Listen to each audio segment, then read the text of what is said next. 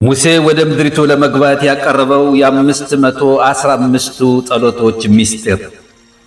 መምህራችን ሙሴ ወደ እስራኤል ምድር ለመግባት እንዲበቃ በእግዚአብሔር ፊት ያቀረበው ጸሎት፣ በዚያም ዘመን እንዲህ ብዬ ወደ እግዚአብሔር ጸለይኩኝ፣ እባክህ ልሻገር መልካሚቱን ምድር ልይ።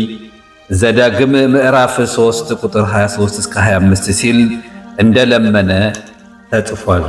የአይሁድ ጠቢባን በሚድራሽ ዘዳግም ረባ ምዕራፍ 11 አንቀጽ 10 ላይ እንደሚናገሩት መምህራችን ሙሴ የጸለየው ጸሎት አንድ ጸሎት ብቻ ሳይሆን 515 ጸሎቶችን ነው። ይህ ቁጥር የቫይት ሐናን ወይም ለመንኩኝ ፊደላት ቁጥር ስሌት በጌሜትሪያ ሲሆን እንዲሁም የትፊላ ወይም ጸሎት እና የሽራ ወይም መዝሙር የቁጥር ስሌት ነው። በእርሱ በኩል በዚህ ላይ ተጨማሪ ብዙ ጸሎቶችን አክሎ ይጸልይ ነበር። ነገር ግን ወደዚህ ቁጥር ሲደርስ እግዚአብሔር በዚህ ጉዳይ ላይ ሌላ አንድ ጸሎት እንኳን እንዳይጨምር ከለከለው። እንዲህ ተብሎ እንደተነገረው እግዚአብሔርም አለኝ፣ ይበቃሃል፣ ከእንግዲህ ወዲህ በዚህ ነገር አትናገረኝ። ኦሪት ዘዳግም ምዕራፍ 3 ቁጥር 26። ለማንኛውም አስተዋይ ሰው ነገሩ ግልጽ ነው። ሙሴ የጸለየው ይህ የጸሎቶች ቁጥር እንዲሁም እግዚአብሔር አንድ ጸሎት እንኳን እንዳይጨምርበት የከለከለው ነገር በድንገት የተፈጠረ አጋጣሚ አይደለም። ይልቁንም ሆን ተብሎ የታሰበበት ነው። ልክ እንደ ማንኛውም የኦሪት ቃላት የታሰቡ ትክክለኛና በውስጣቸው የላቁ ምስጢራትን የያዙ እንደሆኑት ሁሉ ይህም የጠለቀ ትርጉም አለው። እናም ከሆነ መረዳት ያለብን ሙሴ በዚህ የጸሎት ቁጥር ውስጥ ያዘለው ውስጣዊ ዓላማ ምን ነበር? ይህንን ለመረዳት ማስቀደም ያለብን ጽንሰ ሐሳብ ቢኖር በሰማይ 6 ፍርድ ቤቶች አሉ። እነርሱም በክፉዎች ራስ ላይ የሚፈርዱት ፍርዶችና ቅጣቶች ሁሉ ወደዚህ ዓለም ይመጣሉ። ስለ እነርሱም የሕዝቅኤል በኢየሩሳሌም ስለነበሩት ጣዖት አምላኪዎች ቅጣት በትንቢቱ ቃል ጠቁሟል። እርሱም እያንዳንዳቸው የሚያጠፋ መሳሪያንን በእጃቸው ይዘው ከተማይቱንን የሚቀስፉ ይቅረቡ ብሎ በታላቅ ድምፅ በጆሮዬ ጮኸ። እነሆም እያንዳንዳቸው አጥፊውንን መሳሪያ በእጃቸው ይዘው 6 ሰዎች ወደ ሰሜን ከሚመለከተው ከላይኛው በር መንገድ ወጡ። በመካከላቸውም የበፍታ ልብስ የለበሰ የጸሐፊም ቀለም ቀንድ በወገቡ የያዘ አንድ ሰው ነበረ። እነርሱም ገብተው በነሐሱ መሠዊያ አጠገብ ቆሙ። የሕዝቅኤል ምዕራፍ 9 ቁጥር 1 እስከ 2። ጠቢቦቻችንን በመጽሔተ ሻባት 55 እነዚህ 6 ሰዎች ቁጣ፣ መዓት፣ ንዴት፣ አጥፊ፣ ሰባሪ እና አስወጋጅ ናቸው ብለው ተርጉመውታል። እነርሱም የተጠቀሱት የ6ቱ የፍርድ ቤቶች ገጽታዎች ናቸው።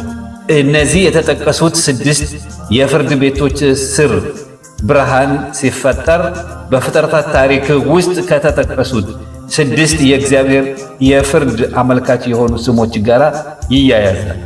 እንዲህ ተብሎ እንደተነገረው በመጀመሪያ እግዚአብሔር ሰማይና ምድርን ፈጠረ። ምድርን ባዶ ነበረች፣ አንዳችም አልነበረባትም።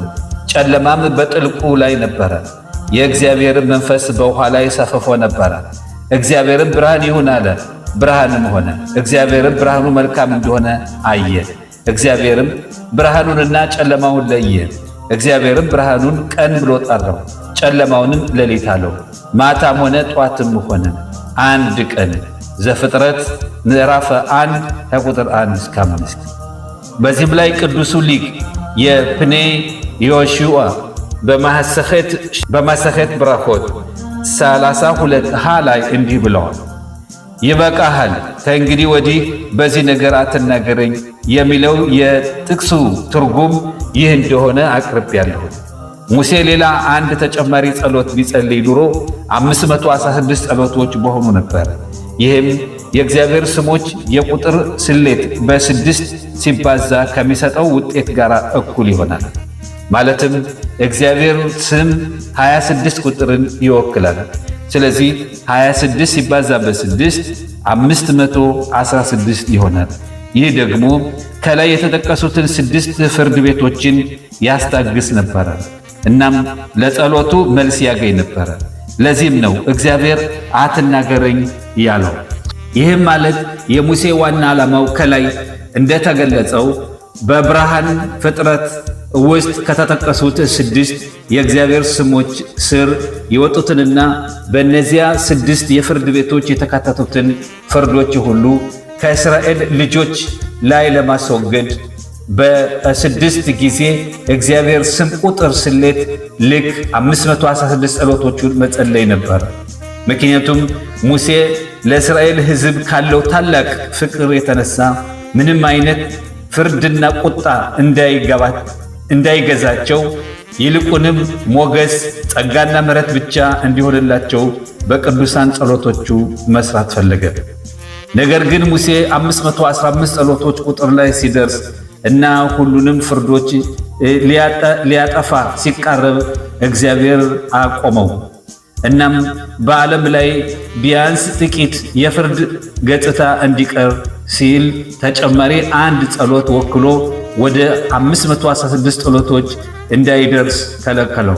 ምክንያቱም በዓለም ላይ ምንም አይነት ፍርድና በክፉዎች ላይ ቅጣት ከሌለ እነርሱ እጅግ በጣም ይበረታሉ፣ በልባቸው የመጣውን ሁሉ ያደርጋሉ፣ እንዲሁም ለዓለም ጥፋት ያስከትላሉ። ዓለም እንዲስተካከልና እንዲረጋጋ ቢያንስ ጥቂት ፍርድ ገጽታ ሊኖረው ይገባል። እንዲህ ተብሎ እንደተነገረው በየቀኑም የሚቆጣ አምላክ ነው። መዝሙር 7 ቁጥር 11። ጠቢቦቻችንን በማሰኼት ብራኾት 7 እንደ አብራሩት የእግዚአብሔር ቁጣ በየቀኑ ለአንድ አፍታ ወይንም ቅጽበት ብቻ ነው። ጸሎት ከመልካም ሥራዎች ይበልጣል። እስካሁን ከተብራራው ስለ መምህራችን ሙሴ ጸሎት ጉዳይ ውስጣዊ ገጽታ በተጨማሪ ከጉዳዩ ቀጥተኛ ትርጉም በእግዚአብሔር አምልኮ ውስጥ አስደናቂ ትምህርት መማር ይቻላል። ይህም ጠቢቦቻችን በማሰኼት ብራኾት 32 ለባሉት መሠረት ነው። ጸሎት ከመልካም ሥራዎች ይበልጣል። መልካም ሥራዎች ከመምህራችን ሙሴ የበለጠ ማንም የለም። ሆኖም ግን የተመለሰለት በጸሎት ብቻ ነው። ይህም ማለት ከጥንት ጀምሮ በኦሪት በመልካም ሥራዎችና በትንቢት ደረጃ እንደ መምህራችን ሙሴ ያለ ታላቅ ባይኖርም መምህራችን ሙሴ በልዕልናውና በማዕረጉ ላይ አልተማመነም። ይልቁንም በእግዚአብሔር ፊት በጸሎት በረታ። ምክንያቱም ያለ ጸሎት ምንም ነገር ማግኘት እንደማይቻል ያውቅ ነበርና። በተለይም የተዋበችው ኦሪትና በመልካም ሥራዎች ብልጽግና በእጃችን በሌለበት በእነዚህ የእኛ ትውልዶች ውስጥ ያለ ብዙ ጸሎቶች በአካላዊም ሆነ በመንፈሳዊ ነገሮች ምንም ማግኘት አንችልም። የታንያ ጸሐፊ እንዳብራሩት በመሲሁ ዘመን ወይንም በመጨረሻው ዘመን ውስጥ ዋናው አምልኮ የጸሎት ሥራ ነው። ስለዚህም በእርሱ ላይ ነፍሳችንን አሳልፈን መስጠት ተገቢና ትክክል ነው። ስለዚህ እያንዳንዱ ሰው ማግኘት ስለሚፈልገው እያንዳንዱ ነገር በእግዚአብሔር ፊት ጸሎቶቹን ያበዛል። በአካላዊ ጉዳዮችም እንደ ኑሮ፣ ጤና ወዘተ እንዲሁም በመንፈሳዊ ጉዳዮች እንደ ኦሪት ጥናትና ባህሪያትን በማረም ሥራም ወዘተ የሚያደርገውን ሁሉ ስኬት ያመጣለታል። ከምንም በላይ አንድ ሰው ሁሉም በፍርሃትና በቅድስና ፍጹማን እንዲሆኑ እናም በሕይወት ዘመናቸው ሁሉ ከእግዚአብሔር መንገድ እንዳይወጡ ስለ ዘሩ ወይም ስለ ልጆቹ በእግዚአብሔር ፊት ጸሎቶቹንና ልመናዎቹን ማብዛት አለበት። በእስራኤል ያሉ አባትና እናት ሁሉ በየቀኑ ስለዚህ ጉዳይ ይጸልዩ። ምክንያቱም ይህ በእኛ ዘመን በቀላሉ የሚገኝ ነገር አይደለምና። ስለ ልጆች ስኬት ቅዱሱ ሻላህ ወይንም ራቢ የሽዋ ሃለቪ ያዘጋጀውን አስደናቂ ጸሎት በየቀኑ ማንበብ ተገቢ ነው። ከልብ የመነጨ ጸሎት ከልብ የመነጨ ጥልቅ ጸሎትን ሲያበዙ ብቻ ወንዶችና ሴቶች ልጆቻቸውን እንዲሁም ከእነርሱ በኋላ ያለውን ዘራቸውን ሁሉ በእግዚአብሔር የተባረከ ዘር ሆነው በሕይወት ዘመናቸው ሁሉ በእግዚአብሔር ቤት ተተክለው ለማየት ይበቃሉ። አሮን እንደ ሙሴ ወደ ምድሪቱ ለመግባት ለምን አልለመነም? ሙሴ እግዚአብሔር በመሪባ ውሃ የወሰነበትን ፍርድ በእርሱ ላይ እንዲያነሳው እና ወደ ምድሪቱ እንዲገባ እንዲፈቅድለት የጸለየው 515 ጸሎቶችን እናነባለን። እንዲህ ተብሎ እንደተነገረው በዚያም ዘመን እንዲህ ብዬ ወደ እግዚአብሔር ለመንኩኝ፣ እባክህ ልሻገር መልካሚቱ ምድር ልይ። ዘዳግም ምዕራፍ 3 ቁጥር 23 እስከ 25። ጠቢቦቻችን በሚድራሽ ዘዳግም ራባ ምዕራፍ 11 አንቀጽ 10 ላይ እንዳብራሩት መምህራችን ሙሴ በእርሱ ላይ 515 ጸሎቶችን ጸልዩዋል በበይታህናን ቁጥር። እስከዚያም እግዚአብሔር አቆመውና እንዲህ አለው፣ ይበቃሃል፣ ከእንግዲህ ወዲህ በዚህ ነገር አትናገረኝ። ዘዳግም ምዕራፍ 3 ቁጥር 26። የሚገርመው ነገር ሙሴ ወደ ምድሪቱ እንዳይገባ በተወሰነበት በዚያው ዕድል ላይ ለካህኑ ለአሮንም እንዲሁ ተወስኖበት ነበር። ታዲያ ለምን አሮን ስለዚህ ጉዳይ አንድ ጸሎት እንኳን ሲጸልይ አልተገኘም? የመጋሌ አሙኮት ትርጓሜ በበይትሐናን ክፍል እንዳብራራው ካህኑ አሮን በዚህ ጉዳይ ላይ ያልጸለየበት ምክንያት ነፍሱ ከግዞተኞች ጋር ከባቢሎን ወደ እስራኤል ምድር መጥቶ ሁለተኛውን ቤተ መቅደስ ከሚሰራው ከጸሐፊው ዕዝራ ጋር እንደሚገባና በአዲስ አፈጣጠር ወይንም በዕዝራ በኩል ወለድ ስላየ ነው። ስለዚህ አሁን ወደ ምድሪቱ እንዲያስገባው በእግዚአብሔር ፊት ጸሎቶቹን ለማብዛት አስፈላጊ ሆኖ አላገኘው። መጋሌ አሙኮት ለዚህ ማሳያ የሚሆን መጽሐፈ ዕዝራ ምዕራፍ 7 ቁጥር 5 ላይ የተጠቀሰውን ያገኛል። የመጀመሪያው ካህን አሮን እርሱም ዕዝራ ከባቢሎን መጣ። ይህም ካህኑ አሮን ራሱ ዕዝራ ጸሐፊ መሆኑን ለማመልከት ነው፣ ምክንያቱም በእርሱ ውስጥ ተገልጿልና። አክሎም ይህ ምስጢር በዕዝራ ስም ውስጥ እንደተጠቆመ ይናገራል። የአሮን ስም ስሌት 256 ሲሆን የዕዝራ ስም ስሌት ቁጥር 278 ነው። ከአሮን ላይ 22ን ስትደምርበት ዕዝራን ታገኛለህ። ዕዝራ ከካህኑ አሮን ጀምሮ ሲቆጠር 22ኛው ትውልድ ነበረ። ለዚህ ሌላ ማሳያ የሚሆነው ጠቢቦቻችን በምጊላ 15:20 እንዳሉት ዕዝራ ጸሐፊው ነቢዩ ሚልክያስ ነው። እናም በካህኑ አሮን ላይ በሚልክያስ መጽሐፍ ላይ እንዲህ ተብሏል፣ የካህን ከንፈሮች ዕውቀትን ይጠብቃሉ፣ ሕዝቡም ሕግን ካፉ ይሻል፣ እርሱ የሰራዊት እግዚአብሔር መልአክ ነውና። ሚልክያስ 2 ምዕራፍ 2 ቁጥር 7።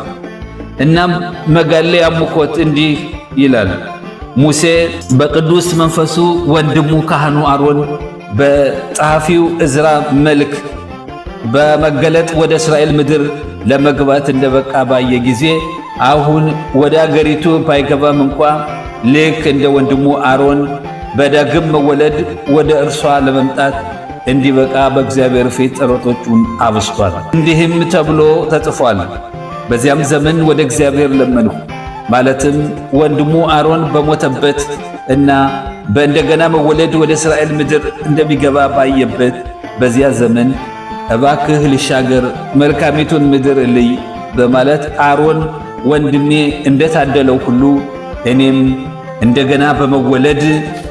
እንደገና በመወለድ ምስጢር ወደ እስራኤል ምድር እንድገባ ሲል ለመነ። እናም ኤአቮር ወይም ልሻገር በሚለው የዕብራይስጥ ቃል ውስጥ የካህኑ አሮን መገለጥ እንዲሁ ተጠቁሟል። ምክንያቱም ቃሉ ወደ ቁጥር ሲለወጥ የዕዝራን ቁጥር ስሌት ይሰጠናልና። እግዚአብሔርም ለሙሴ መለሰለት፣ ይበቃሃል፣ ማለትም በዚች ዓለም ውስጥ አስቀድመህ 3 ጊዜ ተወልደሃል። መጀመሪያ አቤል ነበር። አቤል ሲሞት ደግሞ በሴት ተወለድክ። ሴት ሲሞት ደግሞ ሙሴ ሁነህ መጥተሃል። እንግዲህ ይበቃሃል። ከዚህ በላይ በሌላ መወለድ አይቻልም። እናም እስከ ዛሬ ፈጽሞ እንዳልተገለጸው እንደ ወንድምህ አሮን አይደለህም።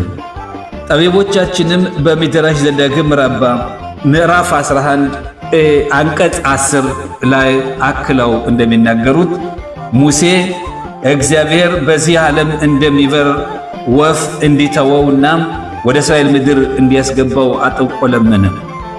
መጋሌ አሙኮት ሲያስረዳ ሙሴ አስቀድሞ በ3 መወለዶች በመገለጡ ምክንያት ከእንግዲህ በሰው መልክ መመለስ የማይቻልበት ጊዜ ደርሷል። እንዲሁም በእንስሳ በአሳ ወይንም በወፍ መልክ በመወለድ ወደ ምድር ለመመለስ ዝግጁ እንደሆነ ጠየቀ። ለዚህም እግዚአብሔር መለሰለት፣ ይበቃሃል። ማለትም እንዳንተ ያለ ታላቅና ቅዱስ ሰው በእንስሳት በአሳ ወይንም በወፍ መልክ እንድትወለድ እንድስማማ የጠየቀው ታላቅና የራቀ ነገር ነው። ስለዚህ ነገር አትናገረኝ። በተጨማሪ በእንስሳት መልክ እንዲገልጽህ ከእንግዲህ አትለምነኝ፣ ምክንያቱም ይህ ለክብርህ የሚመጥን ነገር አይደለም አለ። የመምህራችን የሙሴ ጸሎቶች ተመልሰዋልን? ሙሴ ለሕዝቡ ሲናገር እግዚአብሔር እንዲህ እንዳለው ገልጿለኝ፣ ይበቃሃል። ስለዚሁ ነገር ከእንግዲህ ወዲህ አትናገረኝ። ወደ ምድሪቱ ስላልገባህ አትዘን። ወደ እስራኤል ምድር ለመግባት ከእንግዲህ ወዲህ አትለምን፣ ምክንያቱም በሚመጣው ዓለም ወይንም በወዲያኛው ዓለም ከዚህ የበለጠ ታላቅና ብዙ ዋጋ ይጠብቀሃል። ቅዱስ እግዚአብሔር ሙሴ ጸሎቱን እንዲያቆም ለምን አዘዘው? የሰው ልጆች እግዚአብሔር ለደቀ መዝሙሩ ለሙሴ የማይመልስ እንዴት ጨካኝ ነው እንዳይሉ፣ እንዲሁም ሙሴ የማይመልስለት ቢሆንም እንኳ እንዴት ያለ ደረቅና እልከኛ ነው እንዳይሉ ቅዱስ እግዚአብሔር ሙሴ መጸለዩን እንዲያቆም ጠየቀው። እግዚአብሔር የሙሴን ልመና በየትኛው ክፍል ተቀበለው? እግዚአብሔር ሙሴን እንደጠየቀው ሁሉ ወደ አባሪም ተራራ ወደ ናቮ ተራራ ወጥቶ ምድሪቱን ሁሉ ከዚያ እንዲያያት ነገረው። ምንም እንኳን ለመጀመሪያው ልመናው ልሻገር ላለው እግዚአብሔር ባይመልስለትም ለሁለተኛው ልመናው ልያት ላለው ግን መልስ ሰጥቶታል። በጽሑፉ ላይ እግዚአብሔር ለሙሴ ይህን የዮርዳኖስን አትሻገርምና እንዳለው ተጽፏል። ሚድራሽ ደቫሪም ራባ በዚህ ጉዳይ እንዲህ ይላል። ቅዱስ እግዚአብሔር ለሙሴ እንዲህ አለው፣ እዚሁ በበረሃ ከሞቱት ጋር ከተቀበርክ በአንተ አባልነት በሙታን ትንሣኤ ጊዜ አብረው ይመጣሉ። ራቢ ለቪ ይህ ነገር በምን ይመሰላል አለ። በጨለማ ቦታ ገንዘብ ወይም ሳንቲሞች እንደተበተኑበት ሰው ነው። ያ ሰው እንዲህ አለ፣ ለሰዎቹ ሳንቲሞችንን እንድሰበስብ መብራት አብሩልኝ ብላቸው ማንም ትኩረት አይሰጠኝም። ምን አደረገ? አንድ የወርቅ ሳንቲም ወስዶ በመካከላቸው ጣለው። ከዚያም እባካችሁንን አብሩልኝ፣ አንድ የወርቅ ሳንቲም ነበረኝ፣ እዚህ ወደቀብኝ እያለ መጮህ ጀመረ። መብራቱንም አበሩለት። የወርቅ ሳንቲሙንም ካበሩለት በኋላ ምን አደረገ? እባካችሁ ገንዘቦችንን እስክሰበስብ ትንሽ ጠብቁኝ አላቸው። በዚያም የወርቅ ሳንቲም ምክንያት የቀሩትን ሳንቲሞች ሁሉ ሰበሰቡ። ቅዱስ እግዚአብሔርም ለሙሴ እንዲህ አለው፣ እነርሱ ዘንድ በበረሃ ከተቀበርክ በአንተ መሪነትና አባልነት አብረው ይመጣሉ። የመሪቫ ውሃ ኃጢአት። በመሪቫ ውሃ የሙሴ ኃጢአት ምን ነበረ? መምህራችን ሙሴ ከእነርሱ እልከኝነትና የእምነት ማነስ የተነሳ ከድንጋዩ ጋር ከመነጋገር ይልቅ ድንጋዩንን እንደመታ፣ በዚህም ወደ እስራኤል ምድር እንዳይገባ እንደተቀጣ ለእስራኤላውያን እንደገና አሳሰባቸው። በዚህም እስራኤላውያን በእግዚአብሔር ቃል ላይ ማመጽ የተከለከለ መሆኑን ይማራሉ። መምህራችን ሙሴ ከጻድቅነቱ ጋር እንዲሁም ከእግዚአብሔር ትእዛዝ ትንሽ ብቻ የለወጠ ቢሆንም ቅዱስ እግዚአብሔር በጥብቅ ተቆጣጠረውና ወደ እስራኤል ምድር ሳይገባ ቀረ። እኛ የእግዚአብሔርን ትእዛዝ ባንሰማና ብንተላለፋቸው ቅጣታችን እንዴት የበዛ አይሆንም? በእውነት ሙሴ ሙቷል? የኦሪት መጽሐፍ ስለ ሙሴ ሞት መናገር አለበት።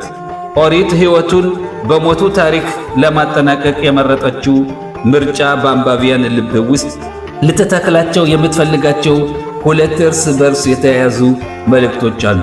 በግለሰብ አምልኮ ወይንም ፐርሰናል ኮልት ላይ የሚደረግ ትግልና ቀደም ሲል ስለ ልደቱ አቀራረብ እንደተገለጸው ግልጽ መግለጫዎችን እንዳየነው ሁሉ ሙሴን እንደ ሜቶሎጂያዊ ጀግና ከማቅረብ የመቆጠብ ፍላጎት እናያለን። ከምድር በሕይወት እንደ ዘላለም ሕይወት መሸጋገር ለምሳሌ ወደ አምላክ ወደ ሰማይ በመሄድ በኩል ሊገለጽ የሚችለው እርሱን መለኮታዊ አካል ሊያደርገውና በዚህም ዙሪያውንን በከበበው የአረማውያን ባህር መካከል ነፍሱን ለማዳን የምትታገለውን ወጣት ሞኖቴስቲክ ወይንም አንድ አምላክ እምነት አደጋ ላይ ሊጥለው ይችል ነበር። ኦሪት የሄኖክን የያሬድን ልጅ ለዘላለም ሕይወት ወግ ለማደብዘዝ የምትፈልገው ለዚህ ነው።